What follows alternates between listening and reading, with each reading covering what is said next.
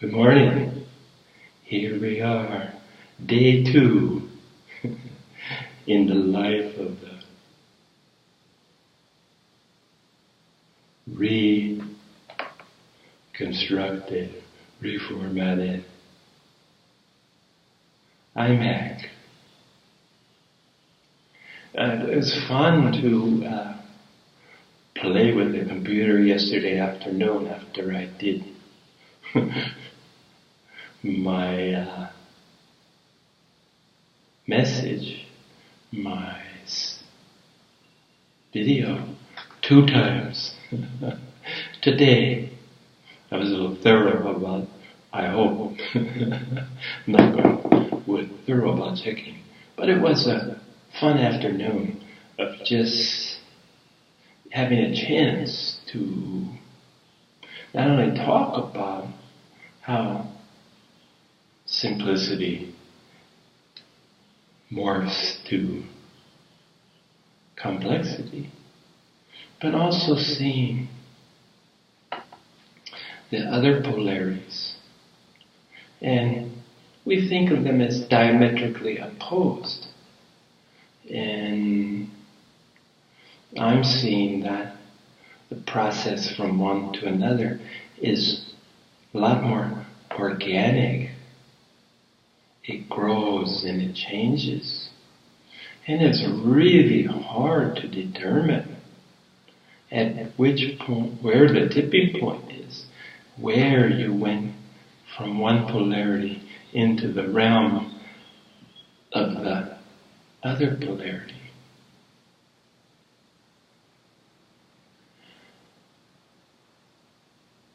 Anyway, that was yesterday. All in all, I would rate it as quite a nice day. But this, as they say, is a new day.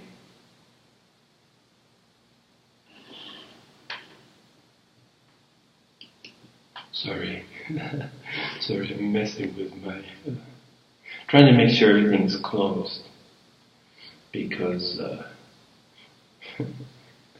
I'm erring on the side of simplicity.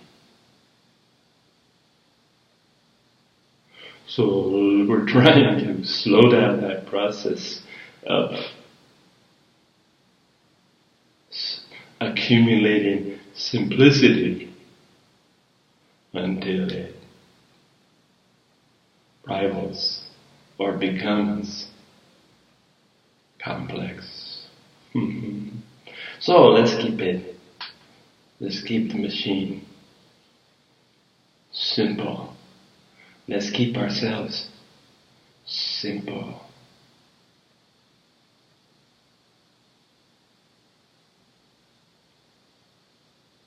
What I wanted to talk about is an observation I made, a comment I made to my brother when we were on our beautiful Hualien bike path.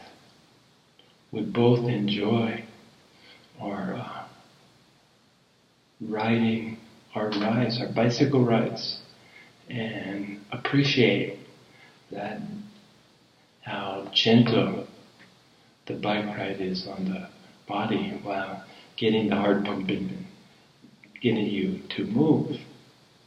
Beats walking for me. Scenery changes quickly, although I do enjoy walking. But riding bicycle can cover more territory. And I made a comment to him because he was complaining about his yesterday, about all the complexities where he's come to Hualien in the hopes of simplifying, and in the process it's got complicated. And probably one of the things that will get most of us is people's behavior that directly affects us, that we have little or no control over. And how do we deal with this? Well, the answers are quick to my mind. Acceptance is probably the first word that would escape. But I didn't want to sound judgmental, as this is a work in progress for me. And the words just came out. Yesterday. Oops. The words didn't come. Try again. Today has a funny way of taking care of yesterday. And he stopped and he laughed and said, indeed. Now yesterday was a day that, for me, my experience of yesterday was all in all a positive one. But it no less holds true that if I had a good day or a bad day, that the dawning of the morn, the beginning of a new day,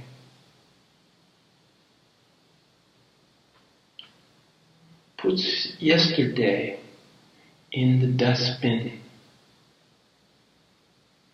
of fading memories.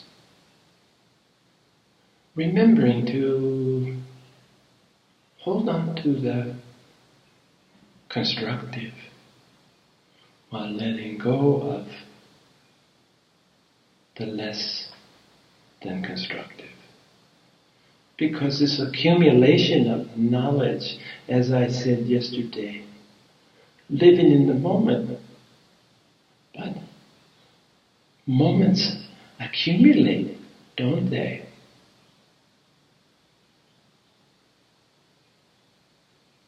So we have to do some housekeeping. Not only the karma that I talked about, that I accumulated yesterday in my little ritual of pulling it in to hear the third eye, which is also where I experience the violet consuming flame. So as part of my ritual, as I mentioned, let's put yesterday's stuff here and cleanse it. And the nature of this violet consuming flame is that if you did have a good day, if you did have some good interactions, if you did have some positive encounters, if you did make positive impact on the world and those around you, all that is put here in the violet consuming flame. But just as the old alchemists wanted to change lead into gold, the violet consuming flame fulfills this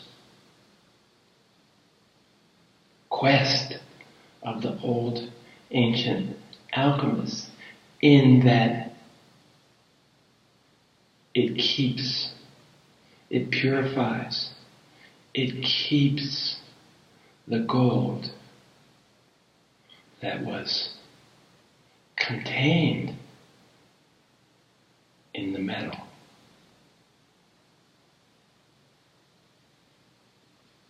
So the process doesn't just destroy,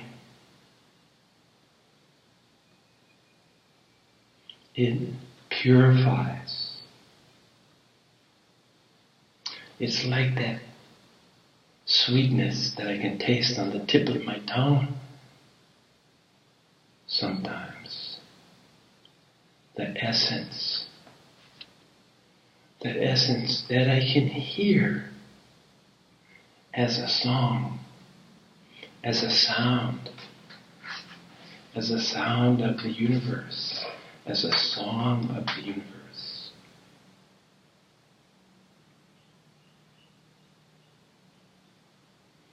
So, there's an effort here.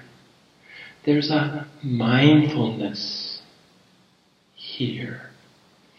There's a paying attention to what does occur yesterday, so that today can take care of it.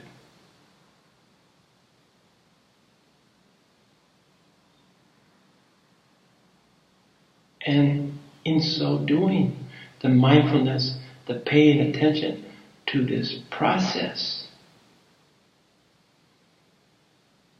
contributes to the never-ending growth, spiritual growth, that we have an opportunity, that we're blessed with this opportunity by having this body, by having these experiences. You start to see that every experience is a blessing. The fact that you're even able to have experiences is a blessing, because they all contribute in their way towards the ultimate goal of surrendering to all that is real within and expanding it while embracing all those that inhabit the without. Your without, the without beyond your without. You expand this without so that it's inclusive of everything. And as you expand, you find that it just circles back, spirals back to here, only to, just as we breathe in and we breathe out, just as our heart beats, this expansion, this acceptance comes full circle. So you start to see that even the events of yesterday that didn't seem very useful, that you probably would have avoided if you could, unpleasantness, loss of equanimity, surrender to desires, the confusion that comes from the game, the game of what is real and what is not. These are all gems, gifts from yesterday to mine, to dig up and mine. And if yesterday, if you failed, if you were judgmental, if you were muddled instead of clear, you can also begin your morning with a little ritual of forgiveness. And you start, as always, wherever you start, everything is always here. And you will find by starting here that by its very nature, leads outward. And this expansion to outward comes right back and benefits. And benefits, nurtures, reassure us that our efforts,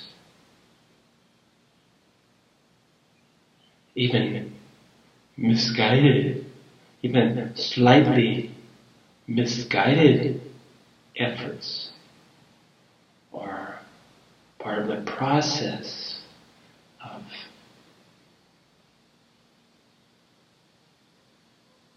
separating the wheat from the chaff.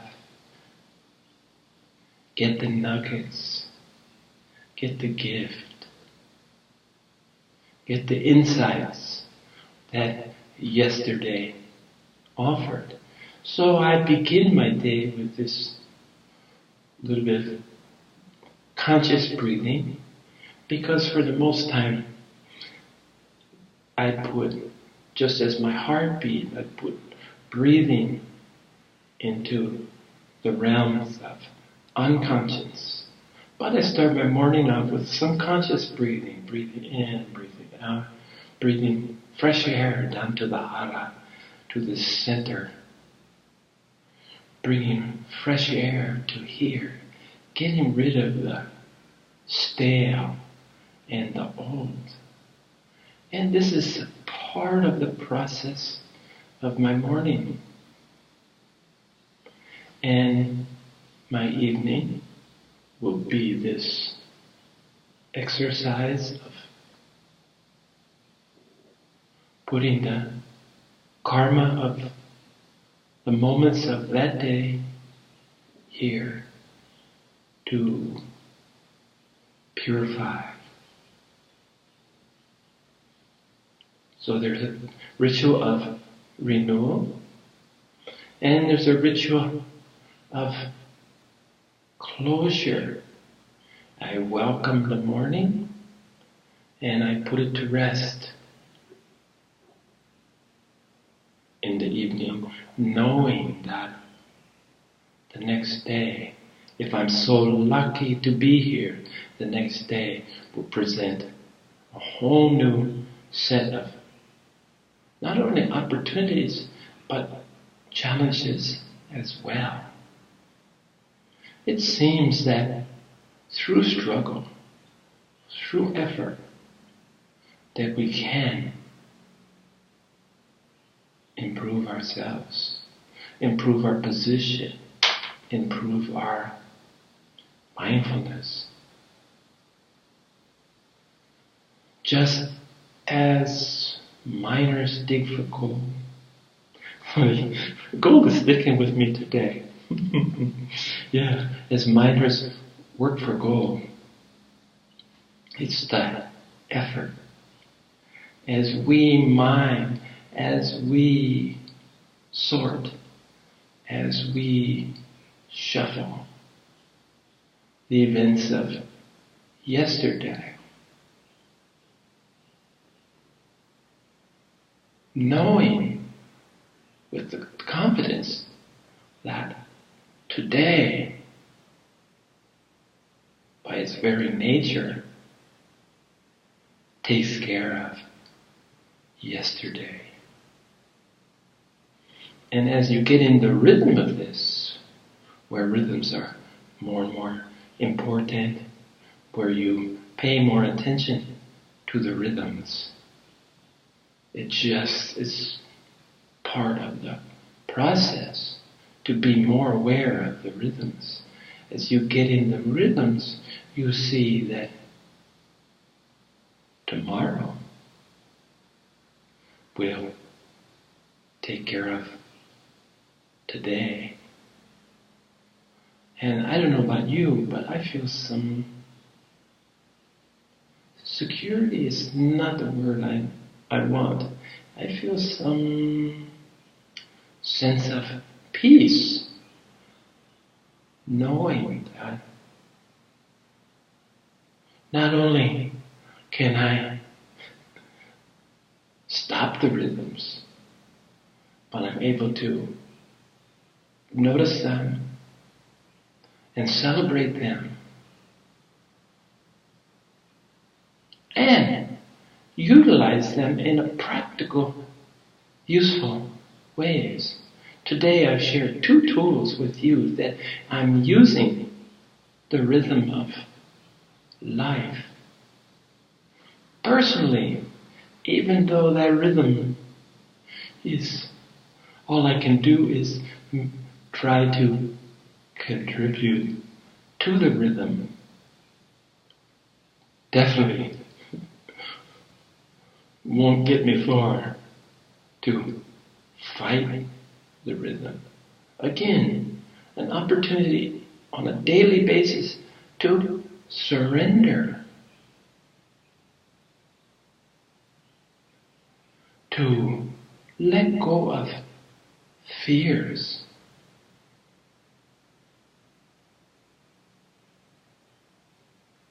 to let go of everything that doesn't serve you well.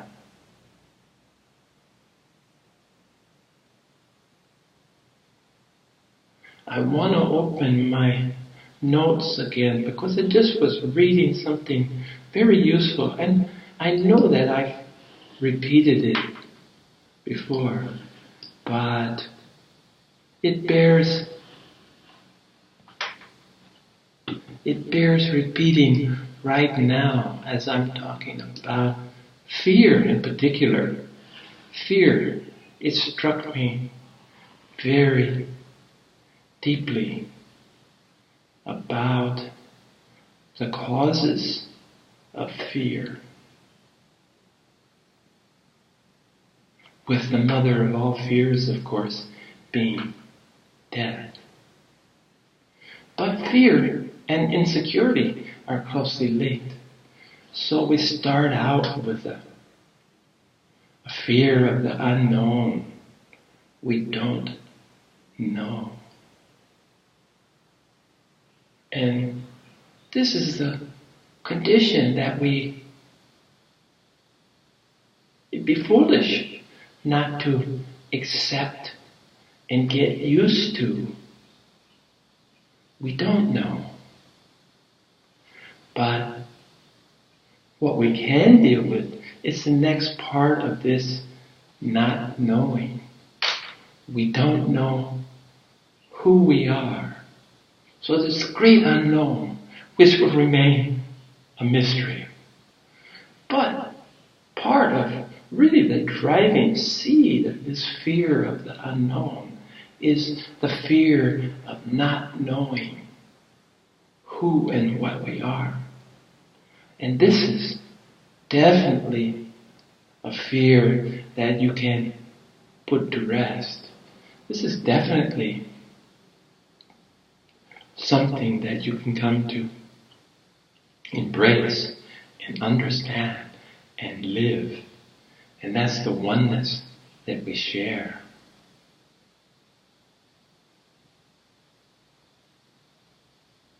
And then comes desires.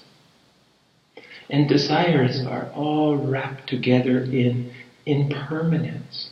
The fear that you won't get your desires. And the fears that the ego, now that you've resolved,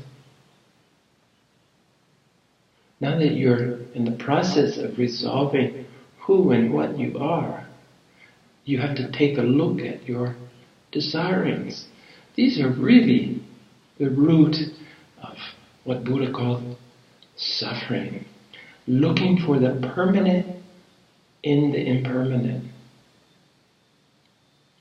Looking for the real within the realm of the unreal, within the realm of Maya, illusion. People are searching out. And these desires can be altruistic. They don't always have to be negative, self-centered.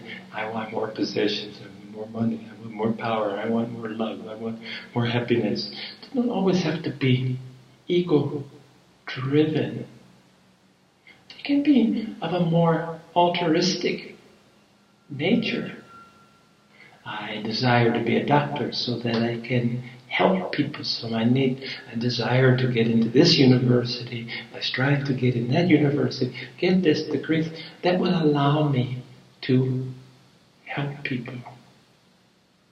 No, these so-called, I call them less than selfish desires.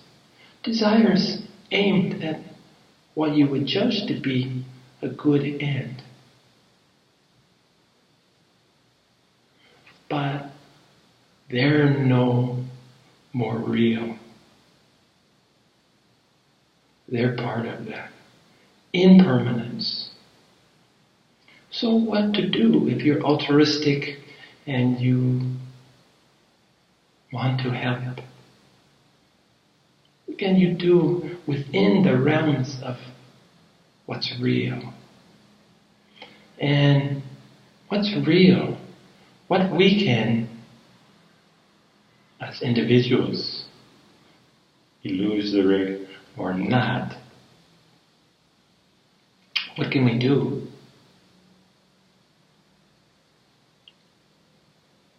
The simple answer, simple to say, more difficult to do, is be the best person that we can be at every given moment. I've mentioned before, but right now this will segue into another mantra I told you yesterday. KISS, keep it simple, stupid, is my mantra directed at me. It's one of my... I use it as a mantra. And my other one that is more encompassing is that I am a better man today than I was yesterday. And I'll be a better man tomorrow than I am today. Now this is an example of what we can do within the parameters of what's real and what's not. Within the parameters of what we can participate in, what we can understand, what we can make known amongst the overwhelming unknowable.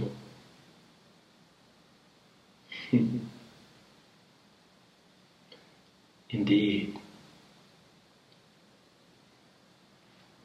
So this striving, this desire, this push is basically for egoic gratification, to make you feel better, to feel that first question about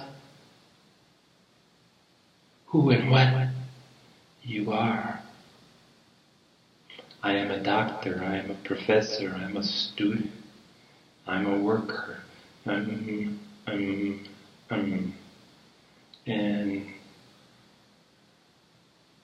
you're really left with I am. And if you need more than I am that I am. It's funny that the word am, when I say am, is the closest word in English. And I could just feel it, the vibrations in my mouth as I said I am, is closest to the universal sound of Om, the Sanskrit Om, the inclusive, said to include all the possible sounds of the universe. And Om, vibrate similar vibrations. And there's been great yogis who just use this I am, who just use sound to connect. Just use mantras and devotion to wake up.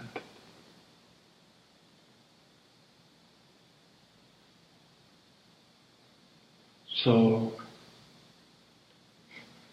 drop the I am blue, I am doctor, I am goof up, I am an idiot, I am all those things that reinforce in our mental garbage, the garbage dialogue that continually echoes through sometimes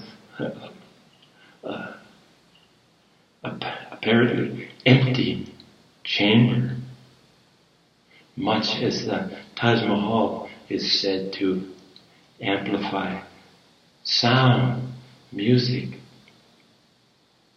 chanting. Our mind amplifies this mindless chatter and start to see that there's different levels of chatter because the mind, as far as I'm concerned, in my experience, is not without usefulness on the path of spiritual inquiry. In fact, I use that as my primary tool, reflection. Inspiration is always available. Maybe to be inspired to reflect is another gift from above. But if I am is not enough for you as a declaration of your being, you just can add, if you need more, I am that I am. I am. I am. I am. I am. You could repeat, I am, and get the same benefits. But this illusion of, and the sorrow that is experienced by feeling a lack of, feeling a failure, can be replaced with the simple recognition that we are what we are.